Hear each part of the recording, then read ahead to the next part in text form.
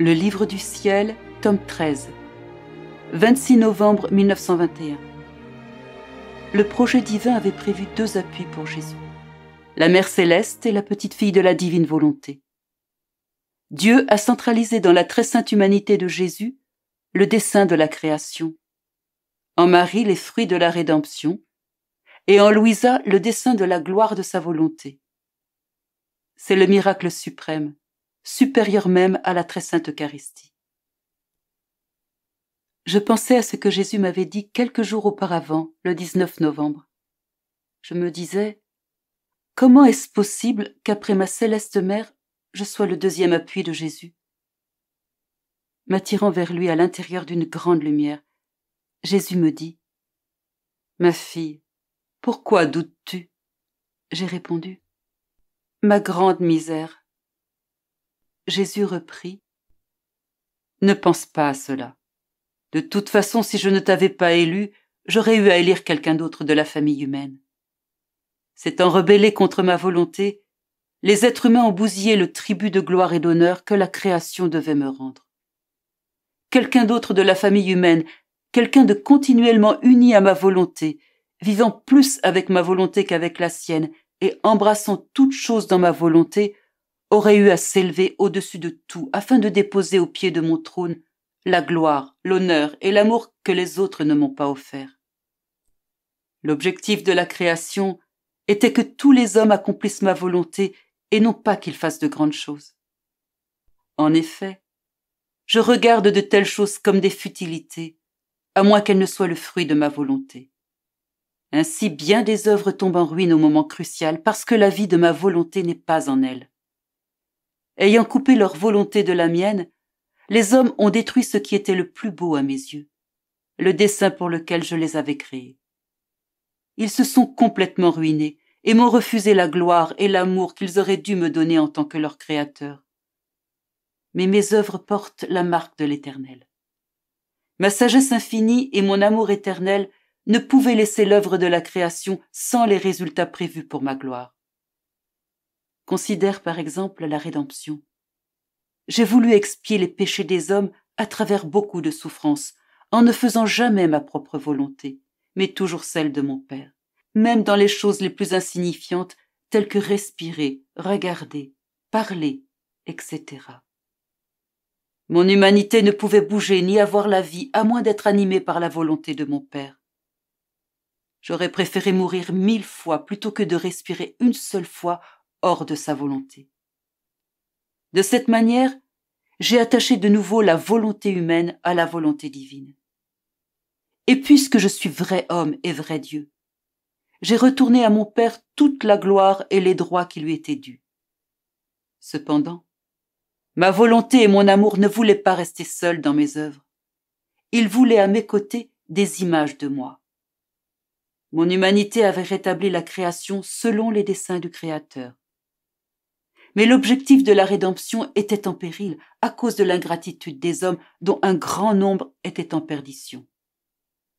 Aussi, pour assurer que la rédemption m'apporte gloire complète et pour rétablir tous les droits qui m'étaient dus, j'ai choisi une autre créature dans la famille humaine, ma mère, fidèle réplique de moi-même, dont la volonté était complètement immergée dans la mienne et en qui j'ai concentré tous les fruits de la rédemption.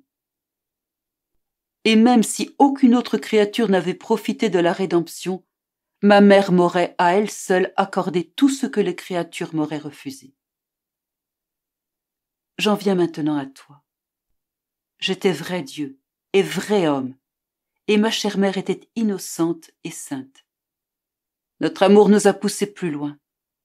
Nous voulions une autre créature qui, conçue comme toutes les autres créatures humaines, puisse prendre la 3e place à mes côtés.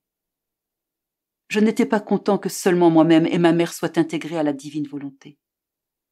Nous voulions d'autres enfants qui, au nom de toutes les créatures et vivant en complet accord avec notre volonté, puissent nous donner gloire et amour divin au nom de tous. Ainsi, alors qu'il n'existait encore rien ici-bas, je t'ai appelé. De même que je contemplais avec plaisir ma chère mère et je me réjouissais en elle, la caressant et déversant en elle par torrents tous les dons de la divinité, je t'ai contemplé avec plaisir. Je t'ai caressé, et les torrents qui se déversaient sur ma mère se sont aussi répandus sur toi dans la mesure où tu pouvais les recevoir. Ces torrents t'ont préparé, t'ont précédé, t'ont embelli et t'ont donné la grâce que ma volonté, et non pas la tienne, s'intègre à la tienne de manière à animer même tes actes les plus infimes. En chacun de tes actes coulait ma vie, ma volonté et tout mon amour. Comme je suis content. Quelle joie cela me donne.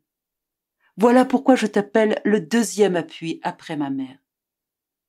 Je ne me suis pas appuyé sur toi car tu n'étais rien et je ne le pouvais pas.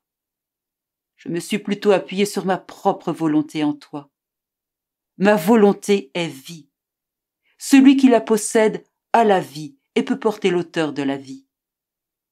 De même que j'ai centré le dessein de la création en moi-même et les fruits de la rédemption en ma mère, j'ai centré le dessein de ma gloire en toi, comme si ma volonté était intégrée à tous. Par toi doivent venir les escadrons de créatures vivant dans ma volonté. Les générations ne passeront pas sans que j'aie atteint cet objectif. Stupéfié, je dis, mon amour, est-ce possible que ta volonté soit intégrale en moi et que dans toute ma vie, il n'y ait pas eu même une seule séparation entre ta volonté et la mienne?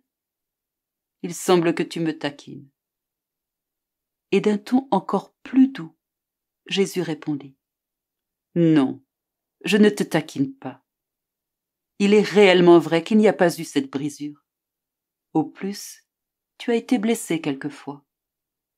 Mais mon amour, comme un ciment très fort, a guéri ces blessures et rendu l'intégrité de ma volonté en toi encore plus forte. J'ai surveillé chacun de tes actes, et j'y ai fait couler ma volonté comme à une place d'honneur. Je savais combien de grâce t'était nécessaire pour que je puisse accomplir en toi le plus grand miracle qui existe au monde, celui de vivre continuellement dans ma volonté. L'âme doit assimiler tout ce qui lui provient de Dieu, de manière à le lui retourner tel qu'elle l'a assimilé et ensuite à l'assimiler de nouveau. Cela surpasse même le miracle de l'Eucharistie. Les accidents du pain et du vin ne possèdent ni raison, ni volonté, ni désir qui pourrait les mettre en opposition avec ma vie sacramentelle. L'hostie ne fait rien par elle-même. Tout est mon travail.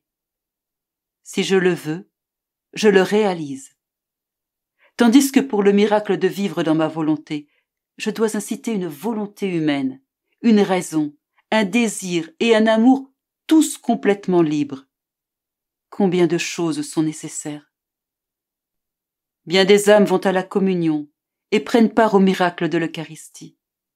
Mais très peu d'entre elles sont disposées à ce que se réalise en elles le miracle de ma volonté, vu que pour cela, elles auraient à se sacrifier davantage.